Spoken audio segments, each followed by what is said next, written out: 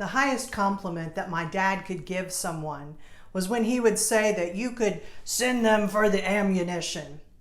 It was a war metaphor, and what he meant by that was he'd explain it as you are down in the trenches with someone, and the enemy you can see is progressing towards you and you're low on ammo. If the person with you says that they're going to go back and get more ammunition, will they return? It was about finding someone so trustworthy that you literally could even trust them with your life. This month we have talked about trust and who we trust, what we trust, but now the other side of it is, what does it mean for we ourselves to be trustworthy? Trust can mean different things.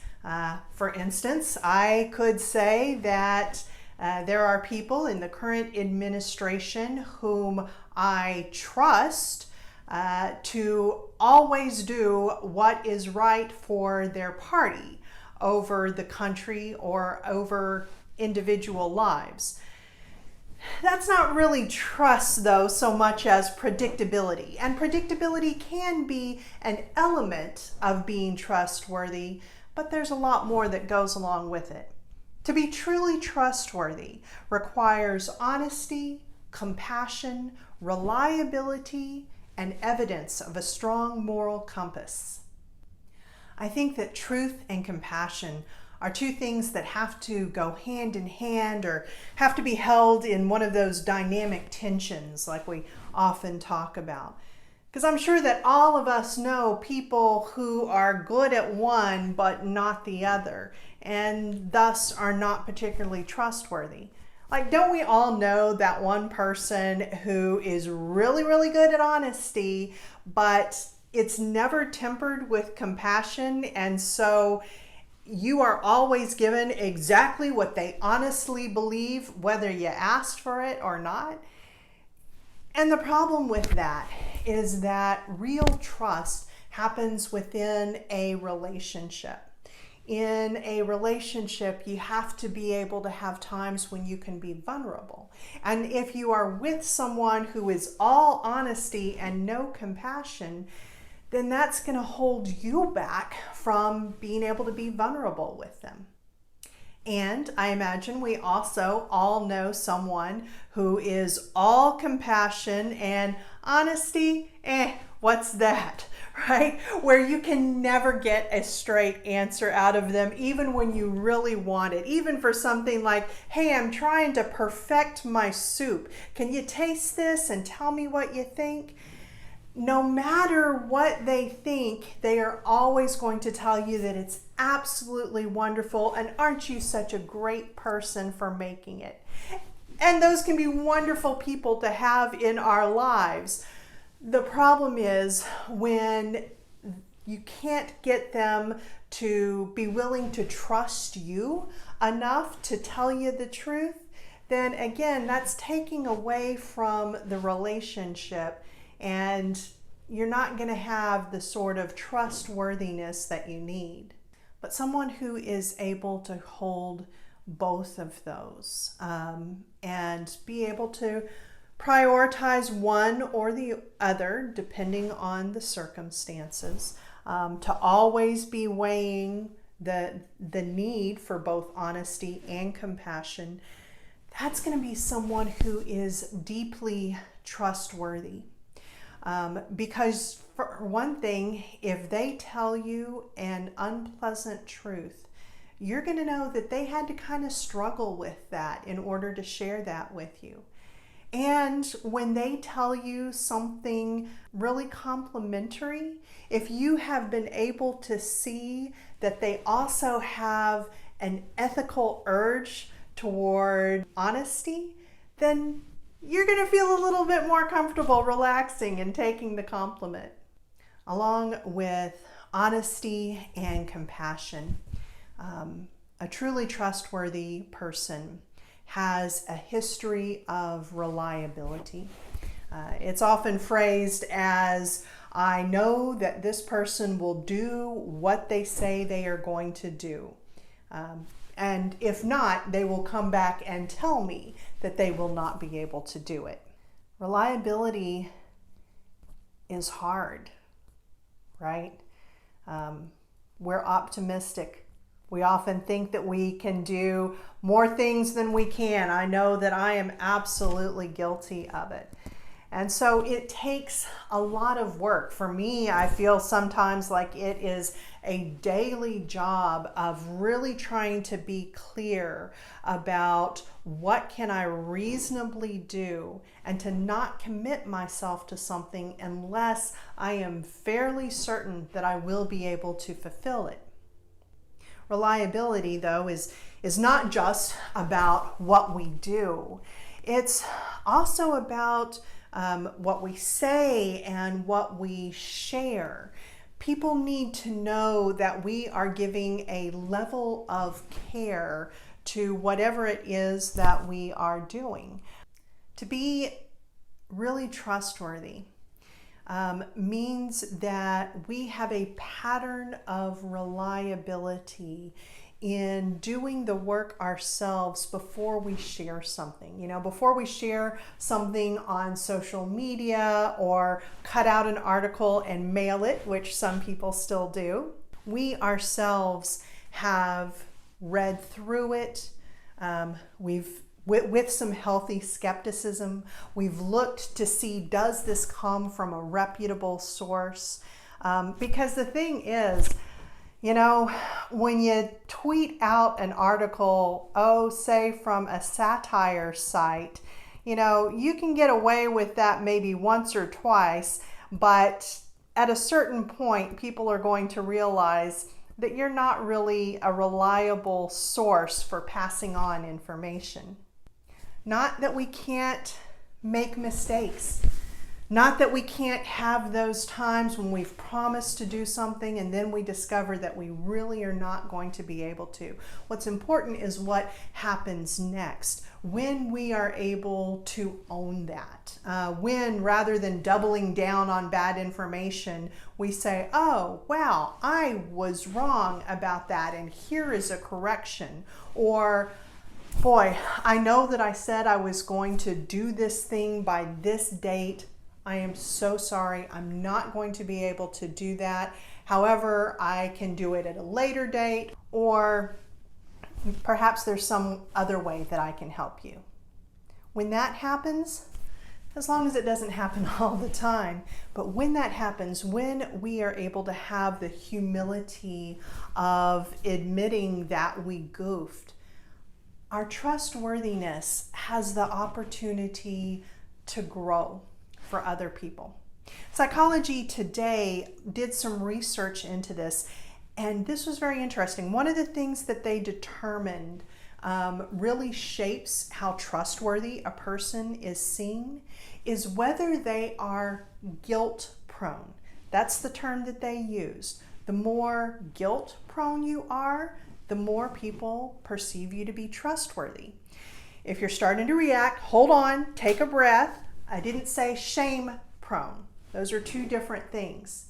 Guilt prone is when you are willing to take responsibility for what you yourself have done, and you're able to look at things and go, oh, wait, did I mess that up? Was that me?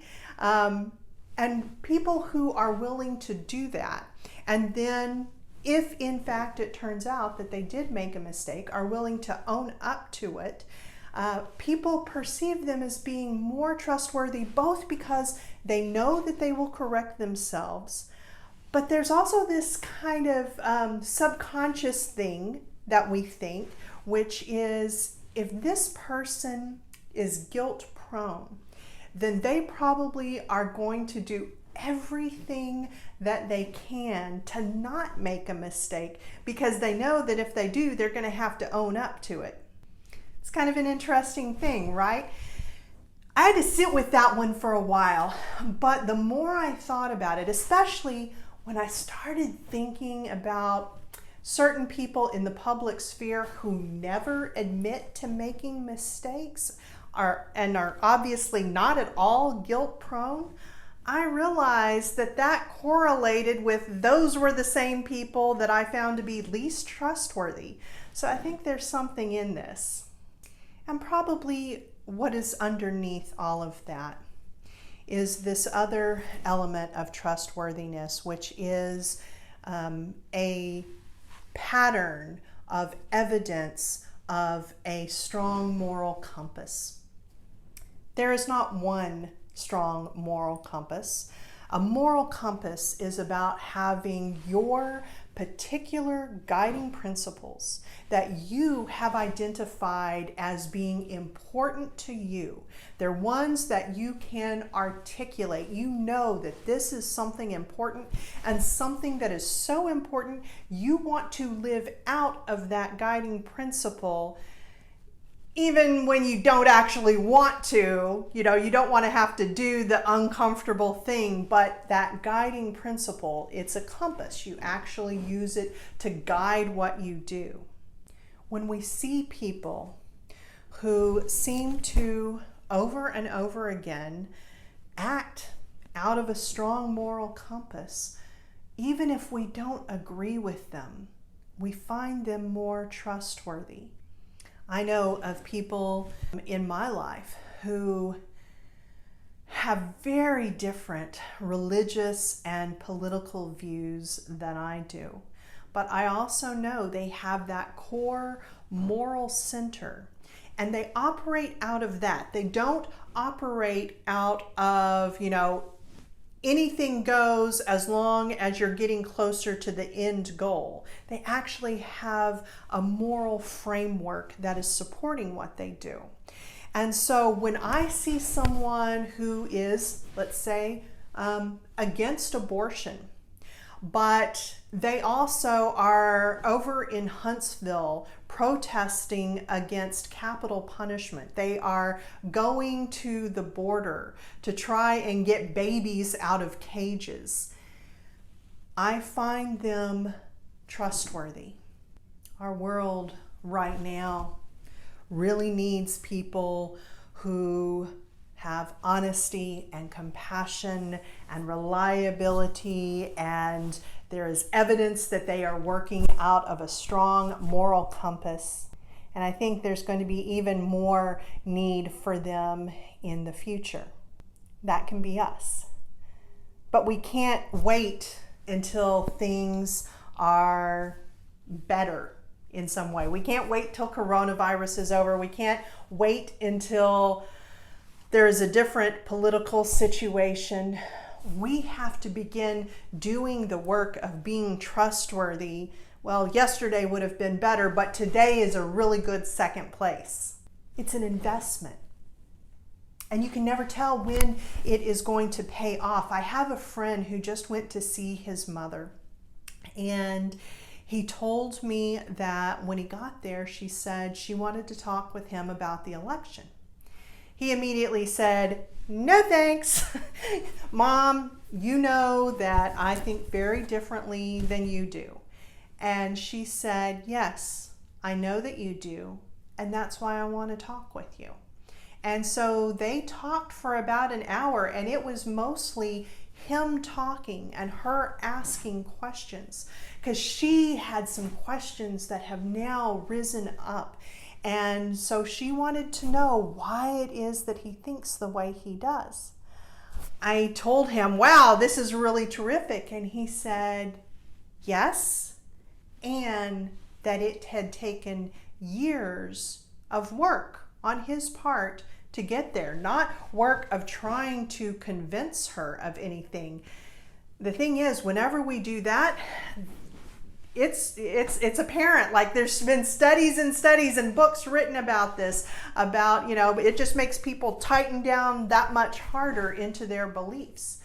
But instead, for years, he had been working at being more self-differentiated, at being able to say what was so for him without trying to change her, without trying to persuade her.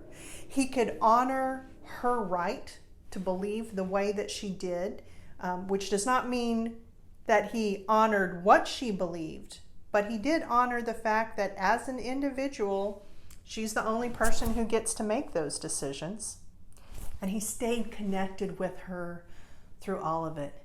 He kept loving her through all of it. And trust isn't just about us being honest and saying what we feel. It is about the relationship. It is about working so that someone knows that even if they say something we really disagree with, that we're going to stay connected with them.